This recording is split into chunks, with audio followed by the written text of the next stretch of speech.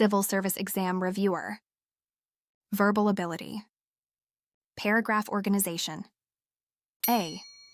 In contrast, relying too much on online reviews may lead to unrealistic expectations. B. Many consumers read product reviews before making a purchase. C. For this reason, shoppers should evaluate reviews carefully and consider multiple sources. D. Reviews can provide useful information about product quality and performance. What is the correct organization of the paragraph? Pause if you need more time to figure out the answer. The correct answer is number 1. B, D, A, C. B. General statement, introduces the behavior. D. Supporting detail, benefit. A.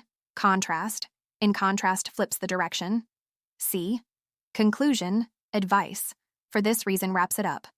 Many consumers read product reviews before making a purchase. Reviews can provide useful information about product quality and performance.